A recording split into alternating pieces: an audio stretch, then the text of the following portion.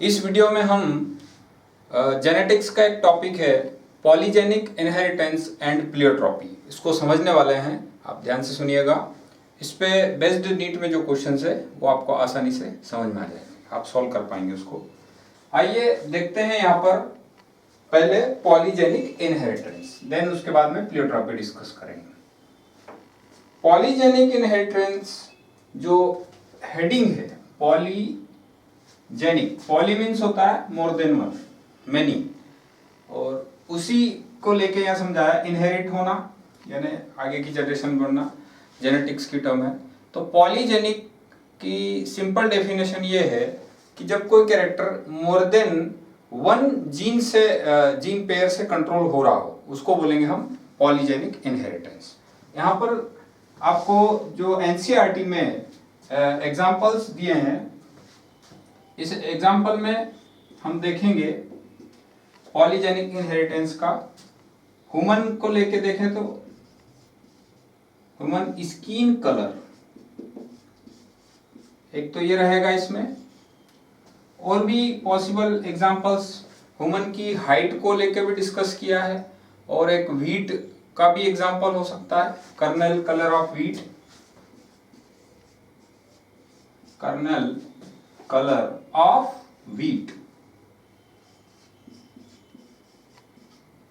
ऐसे बहुत सारे एग्जांपल्स हो सकते हैं।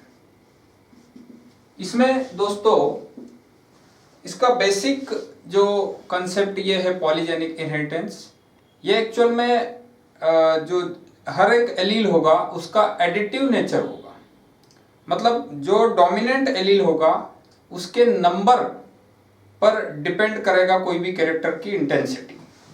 तो यहाँ पर एडिटिव नेचर कहने का मीनिंग ये है कि अगर कोई डोमिनेंट एलील का नंबर बढ़ता जाए तो उस कैरेक्टर पर भी उसका इफेक्ट वेरी करता है या इफेक्ट बढ़ता जाएगा। यहाँ पर जैसे स्किन कलर की बात करें तो लाइटेस्ट स्किन वाला, डार्केस्ट स्किन वाला है अगर, तो वहां पर एलील का नंबर चेंज होने पर लाइट से थोड़ा कम लाइट है या डार्क से कम डार्क है, जैसे एक पूरा नेग्रो ब्लैक या फिर व्हाइट और ऐसा कुछ। तो स्किन कलर और ह्यूमन में और इसमें कर्नल कलर व्हीट का हो सकता है। हाइट की भी बात करें तो उसमें ऐसा कुछ है कि एक कोई बहुत ज्यादा टॉल है, कोई बहुत ज्यादा डॉर्फ हाइट में, पर ऐसा नहीं कि या तो टॉल होते हैं या डॉर्फ, इसके बीच में भी इंटरमीडिएट हाइट भी होती है लोगों की। तो ये सब इफेक्ट डिपेंड करता है, एक से ज्यादा जीन से कंट्रोल हो रही होती है हाइट, और वो वेरी करता है नंबर ऑफ एलील पर, और इसको हम अल्टीमेटली कहेंगे क्वांटिटेटिव। ये इनहेरिटेंस जो होता है more than control by more than one gene pair, control by more than one gene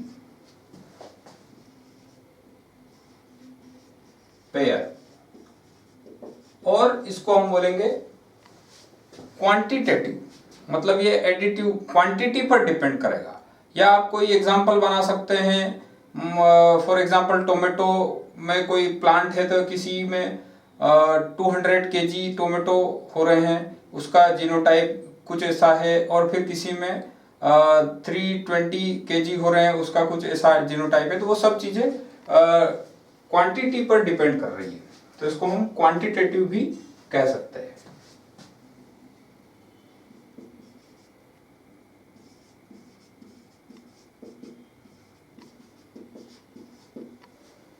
अब उसके बाद में यहां पर हम इसमें आप देख सकते हैं व्हीट के लिए, व्हीट को हम हिंदी में कहेंगे गेहूं, आप सब जानते हैं।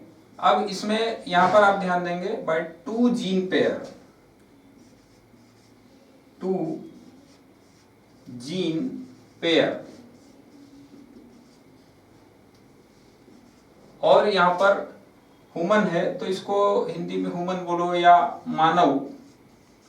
तो इसमें हम देख रहे हैं 3/3 जीन पेयर।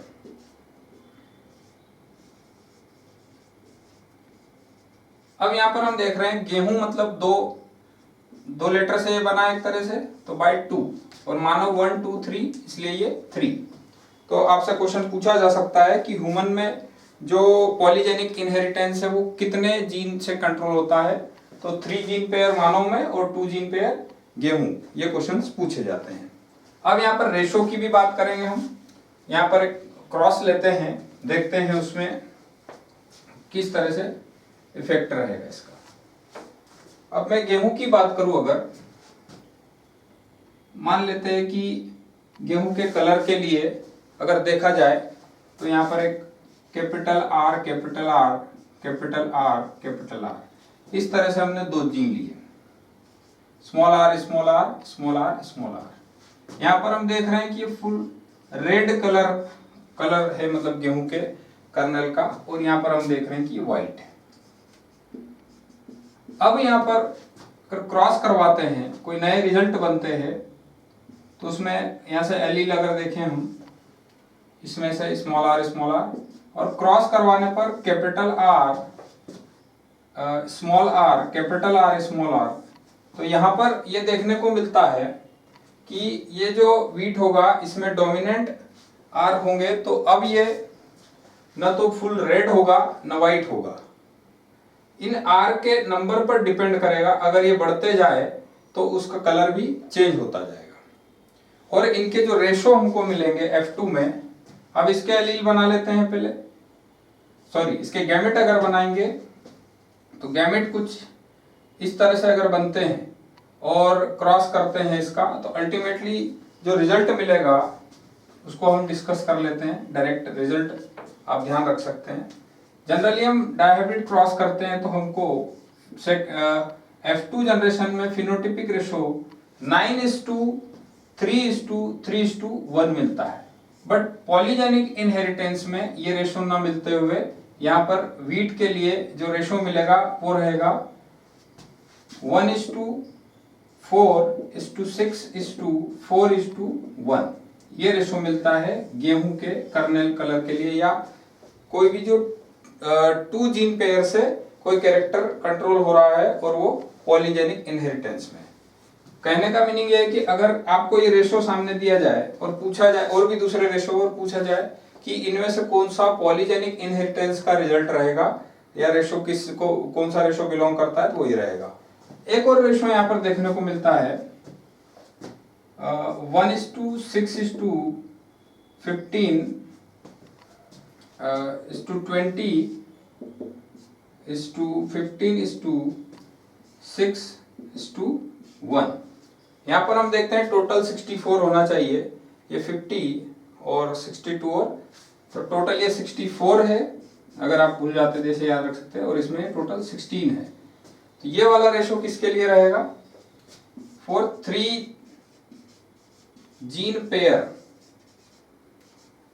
ठीक है, for 3 gene pair and it is for 2 gene pair. इस तरह से आप यहां पर देख सकते हैं पॉलीजेनिक इनहेरिटेंस एक से ज्यादा जीन से कंट्रोल होता है, और ये क्वांटिटेटिव है। और एनसीईआरटी में इसको डिस्कस किया है उन्होंने। ह्यूमन की हाइट का एग्जांपल लिया, ह्यूमन स्किन कलर लिया। अब इसके बाद हम एक और पॉइंट देखते हैं, प्लियोट्रॉपी। प्लियोट्रॉपी में कुछ ऐसे रहेगा, यहां पर हम देख रहे हैं कि कोई एक character control by more than one. Pleiotropy में इसमें ये जो टर्म है प्लियोट्रॉपी, प्लियोट्रॉपी में एक्चुअली क्या होता है कि कोई एक जीन एक से ज्यादा फिनोटाइप पर इफेक्ट उसका पड़ रहा हो, एक जीन से more than one character control. Only one gene affect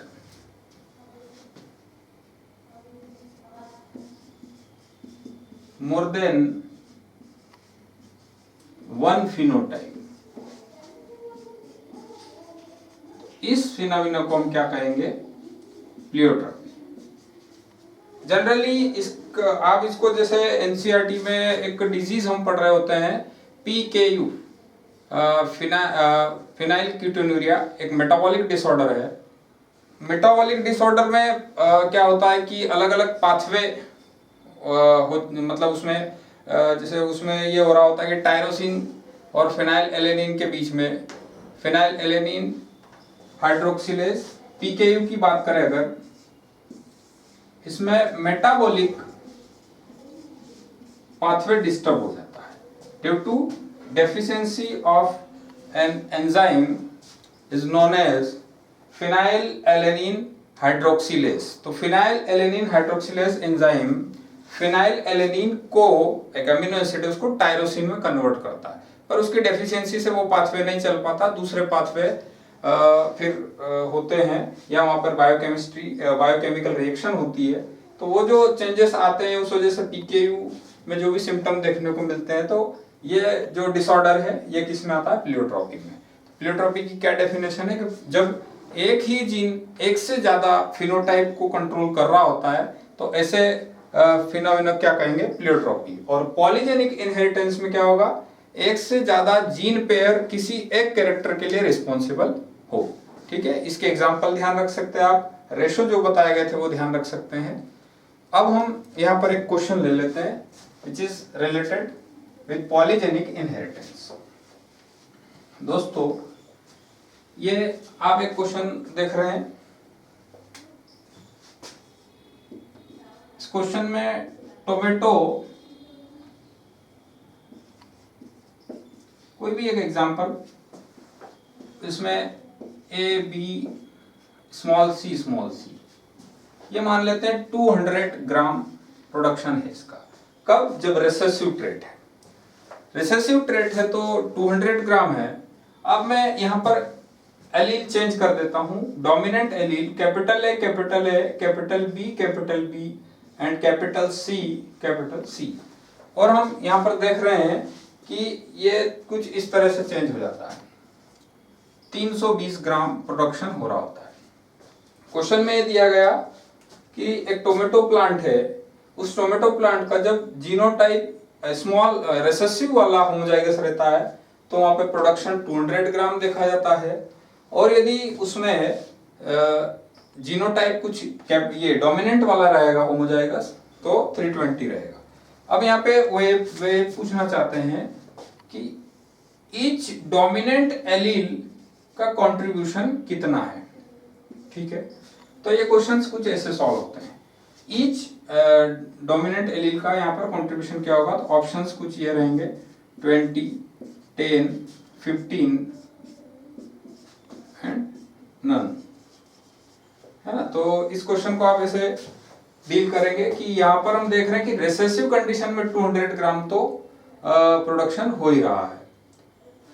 अब यहाँ पर जब अगर उसमें डोमिनेंट आ रहे हैं तो इनका सबका एडिटिव इफेक्ट रहता है, क्वांटिटेटिव है, इनके आने से क्वांटिटी बढ़ती है। वहां पर टोमेटो की क्वांटिटी बढ़ रही है तो कुछ ऐसा सोचना होगा इसको कि नए डोमिनेंट आने से 320 प्रोडक्शन हुआ तो इंक्रीज कितना हुआ, 120 ग्राम इंक्रीज हुआ, 120 gram increase due to dominant alleles. अब इसको आप 6 पार्ट में डिवाइड कर सकते हैं, तो 120 6 पार्ट में अगर डिवाइड करेंगे तो 20 ग्राम by each allele, increased by each allele, 20 ग्राम इसमें इंक्रीज हो रहा होगा। तो हम आंसर कर सकते हैं कि किसी एक एलील का कंट्रीब्यूशन कितना रहेगा, 20 20 20 ऐसे कुछ, है ना, 20 ग्राम ईच एलील, और यहाँ पर टोटल 6 एलील है, इसलिए उन सभी ने मिलकर कितना 120 ग्राम इंक्रीज कर दिया, तो वो 200 से 120 प्लस होके ये आ रहा है। तो इस तरह के कोई भी क्वांटिटेटिव क्वेश्चंस यहाँ पर बनते हैं तो वो पहली बात तो पॉलीजेनिक इनहेरिटेंस से रिलेटेड है, ह्यूमन स्किन कलर, ह्यूमन की हाइट हो गई, या फिर गेहूं कर्नेल कलर हो गया, और भी ऐसे पॉसिबल एग्जांपल्स हो सकते हैं। Okay, thank you.